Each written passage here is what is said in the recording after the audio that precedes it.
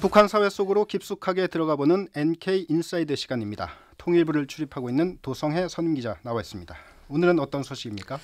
예, 오늘은 북한에서 카카오톡을 사용할 수 있다, 없다는 질문으로 시작을 해보려고 합니다. 자, 먼저 북한 주민들은 우리처럼 자유롭게 인터넷을 사용할 수가 있나요?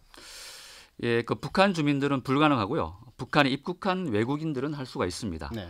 북한에서는 사전에 허가된 스마트폰에 안에서 인터넷이 아니고 북한 당국이 자체적으로 구축한 내부 인트라망에 접속해서 노동신문을 보거나 사상교육 자료 같은 통제된 정보에만 접속을 할 수 있습니다. 하지만 외국인들은 고려망이라는 통신망을 통해서 인터넷을 할 수 있는데요. 폼페이오 미 국무장관이 지난 7월 세 번째로 방북했을 때 김정은 국무위원장 면담 소식과 관련 사진을 트위터에 바로 올려서 화제가 되기도 했습니다. 그래도 본인 스마트폰으로 바로 할 수 있는 건 아니겠죠? 예, 바로 로밍이 되는 건 아니고요. 외국인 전용 유심을 사야 된다고 합니다. 네. 최근에 방북한 한 외국인을 만났는데 유심을 구입하면 페이스북이나 인스타그램, 카카오톡까지 자유롭게 할 수 있다고 합니다. 속도도 상당히 빠르다고 합니다. 그런데 문제는 요금이 만만치 않다는 것인데요. 네. 일단 유심 카드가 일단 $100, 지금 환율로 11만 원이나 되고 또 데이터 1메가당 요금이 $0.2, 우리 돈으로 200원이 넘습니다. 한국에서처럼 마구마구 SNS 했다가는 요금 폭탄을 맞을 것 같습니다. 그런데 선불로 충전을 하는 방식이라서 돈이 다 떨어지면 인터넷이 끊기기 때문에 미리 대비는 할 수 있다고 합니다. 예전에는 외국인 전용 유심을 구입하는데 제약이 많았다죠? 예, 지금은 상당히 자유로워진 건데요. 지난 2014년에 4년 전이죠.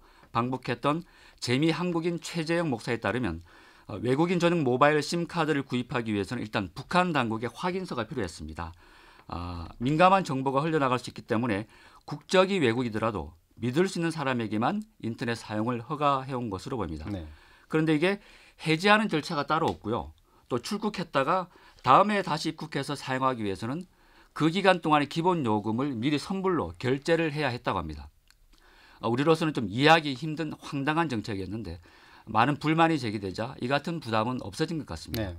그나마도 2013년 이전에는 평양 순안공항으로 입국할 때 휴대전화를 무조건 공항 직원에게 맡겼다가 출국할 때 찾아가 했었는데 당시와 비교하면 북한이 많이 개방되고 있는 것 같습니다. 네, 그런데 이 무선 인터넷 와이파이는 있긴 있나요?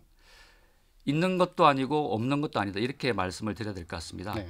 스마트폰을 통해서 특정 지역에서 무선으로 몇몇 홈페이지에 접속되는 정도고 우리가 생각하는 의미의 와이파이는 없다고 보시면 될 것 같습니다. 얼마 전에 조선중앙TV가 보도한 내용인데 지난달에 북한에서 2018 전국 정보화 성과 전람회가 열렸는데 미래망이라고 부르는 무선 통신망을 구축을 했다고 합니다. 하지만 우리처럼 자유롭게 인터넷에 연결되는 것이 아니라 조선중앙통신, 기상정보 같은 역시 북한 당국이 허가한 홈페이지만 접속됐습니다. 네. 최근에 방북하고 돌아온 사람들의 전언에 따르면 10분당 1.4달러를 미리 지불하면 아이디하고 비밀번호를 알려주는데 이 로그인 정보로 평양 특정 지역에서 미래망에 접속할 수 있다고 합니다. 물론 10분 내에는 끊겼습니다. 그런데 이 와이파이가 가끔 연결되는 지점들이 있다고요? 예, 탈북자들에 따르면 평양에 주재하고 있는 외국 공관들 주변에 가면 간혹 와이파이가 잡히는 곳이 있다고 합니다. 네. 이 모르긴 해도 북한에도 신기술에 밝은 얼리 어답터들이 있어서 외국 대사관 주변에 가면 무선 인터넷이 되더라는 소문이 퍼지면서 주민들이 스마트폰을 들고 모여드는 그 진풍경이 좀 연출되기도 했다고 하는데요. 네. 그 때문에 북한 당국이 지난 2014년에 외국 공관들에게 이메일을 보내서 불법으로 와이파이를 사용하지 마라, 이렇게 좀 경고하는 공문을 보내기도 했다고 합니다. 네. 그나저나 북한에서 휴대전화는 잘 터집니까? 가장 기본적인 것인데요. 예, 최근 조명균 통일부 장관이 확인해 준 내용인데 휴대전화가 약 580만 대 정도 보급이 되어 있다고 합니다. 휴대전화가 생활 필수품이 되어가고 있는 건데요. 탈북자들의 얘기를 들어보면 통화 품질은 큰 문제가 없다고 합니다. 남한과 거의 비슷하게 깨끗하게 통화를 할 수 있다고 하고 운전을 하면서나 지방이나 산골 지역에서도 별로 끊기지 않는다고 합니다. 북한에서 생산된 스마트폰은 또 와이파이 모듈이 아예 없거나 있더라도 기능이 차단된 것으로 알려졌는데 아마 밀수동으로 구입한 외국 스마트폰을 소지한 국민들이 아까 말씀드린 또 외국 공간 주변에서 인터넷을 이용하는 그런 사례도 간혹 있기도 한 것 같습니다. 네. 또 하나, 이 상당수 탈북자들이 휴대전화로 북한에 있는 가족들과 통화를 한다는데 이건 어떻게 된 겁니까? 제가 만난 한 탈북자는 그 대다수의 탈북민들은 북측에 있는 가족들과 자주 통화를 하고 있다 이렇게 말했습니다. 음성 변조한 목소리인데 직접 한번 들어보시죠. 국경 지역은 중국 핸드폰이 몰래 이렇게 들어가 있어서 그 핸드폰으로 통화를 하고 있습니다. 그래서 한국에서 중국으로 전화를 하는데 받는 사람은 북한의 국경 지역에 있는 사람이 받는 형태로 진행이 되고 있습니다. 예, 그렇지만 한국에서 북한으로 직접 통한 건 아니고 북한과 중국 접경 지역에서 중국 통신망을 이용해서 연락을 하는 거라고 합니다. 다시 한번 들어보시죠.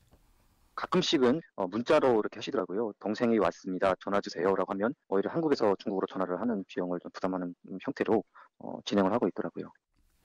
예, 사실 북한에는 알게 모르게 중국에서 개통한 휴대전화가 밀수 등 형태로 많이 흘러들어가 있고 국경 근처에서는 중국 이동통신망이 연결된 이 휴대전화로 통화가 가능하다는 겁니다. 그래서 평안북도 신의주나 양강도 해산시 등 중국과 접경한 지역에서만 그 통화가 가능하고 평양이나 내륙에 있는 가족들과는 바로 통화하기는 어렵다고 합니다. 네, 지금까지 도성해 선임 기자였습니다.